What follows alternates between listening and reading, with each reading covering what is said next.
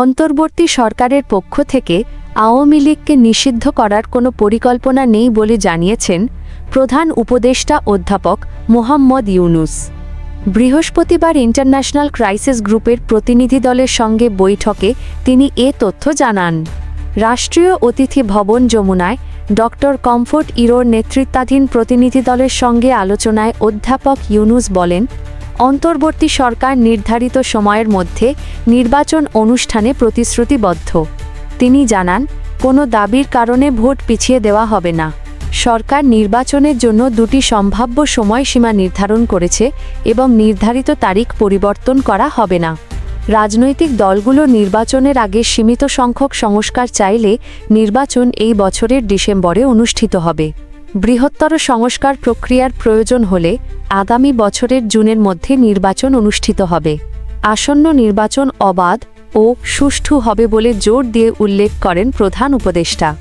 আওয়ামী লীগের বিষয়ে অধ্যাপক ইউনূস বলেন, অন্তর্বর্তী সরকারের এ দলকে নিষিদ্ধ করার কোনো পরিকল্পনা নেই।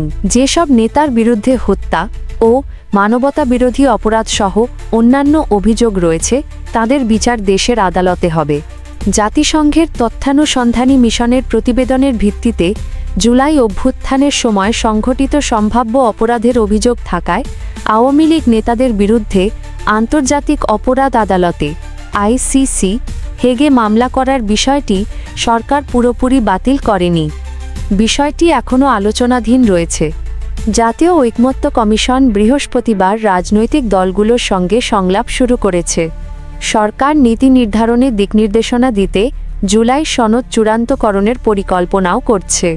ইন্টারন্যাশনাল ক্রাইসিস গ্রুপের কর্মকর্তারা রোহিঙ্গা বিদ্রোহী নেতা আতাউল্লাহর গ্রেপ্তারের বিষয়টি সরকারের শান্তি ও স্থিতিশীলতা বজায় রাখার প্রতিশ্রুতির ইতিবাচক লক্ষণ হিসেবে দেখছেন। তারা বলেন, রাখাইন রাজ্যের বিশাল অংশ নিয়ন্ত্রণকারী আরাকান আর্মির সঙ্গে আরও কার্যকর যোগাযোগ প্রয়োজন।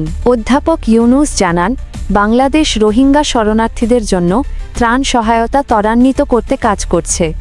আসন্ন জাতিসংঘের বিশেষ সম্মেলনের মাধ্যমে রোহিঙ্গা সংকটের প্রতি বৈশ্বিক মনোযোগ আকর্ষণের আশা করছে সরকার। Doctor Comfort Ero International Crisis গ্রুপের পক্ষ থেকে বাংলাদেশ এবং অন্তর্বর্তীকালীন সরকারের বিরুদ্ধে ছড়ানো অপতথ্য মোকাবিলায় সহায়তার আশ্বাস দেন।